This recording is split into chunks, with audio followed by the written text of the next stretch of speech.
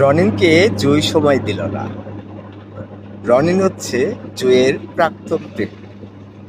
সে জানালো সে ব্যস্ত আছে, সে ফোন নাম্বার দিল না। কারণ অকারণে সে ফোন করবে, বিরক্ত করবে, সময় নষ্ট করবে। কিন্তু সেই জুঁই আবার সজীবকে ২৪ ঘন্টা সময় দিল। তার মানে সে জীবনের সুখ কিভাবে আদায় করে নিতে হয় তা কিন্তু জুঁই খুব ভালো করে বুঝে। কিন্তু রনিন তা বোঝে না। রনিন তার পিছনে এখনো ছোটে। সে ভাবে একটু কথা বলতে পারলে একটু মনের শান্তি হয়, মুখ সময়টা ভালো কাটে। কিন্তু তার প্রাক্তন তো সেটা মনে করে না। সে তার সুখের সাগরে এখনো অবগাহন করে চলে। এমন পরিস্থিতি অনেক মানুষেরই ঘটে, কিন্তু সবাই বলতে পারে না। আমার যদি ঘটে থাকে আমিও বলতে পারবো না, আপনাদের যদি ঘটে থাকে আপনারাও বলতে পারবেন।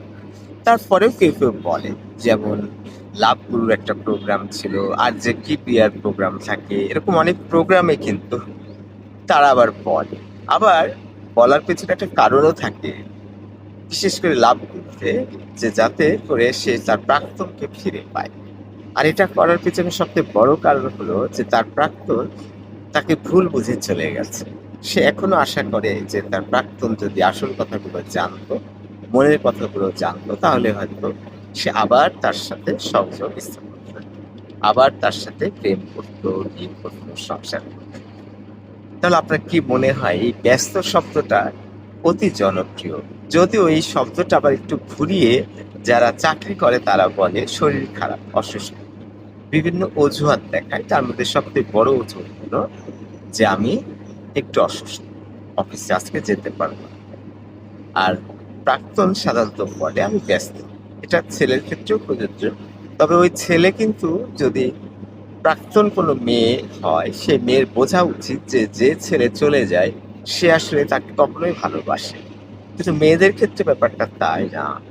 মেয়েরা অনেক সময়ই ছেলেদের ভালো লাগা, মন্দ লাগা এগুলোকে বিচার করে তাদেরও ভালো লাগে, মন্দ লাগে। যদি কোনো ছেলে তার জন্য পাগল হয়, তাহলে মেয়েটা তার জন্যও হয়তো পাগল হয়। আশা করে তার কাছে অনেক সুখ পাবে, শান্তি পাবে, স্বাচ্ছন্দ্য পাবে।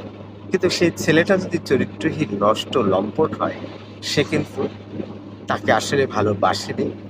তার শরীর, তার সাথে সময় কাটানো, এগুলোর জন্যই আসলে তার সাথে প্রেম করেছিল। মেয়েরা সতর্ক, কেউ চলে গেলে সেই ছেলেটা আসলে তোমাকে কখনোই ভালোবাসে না।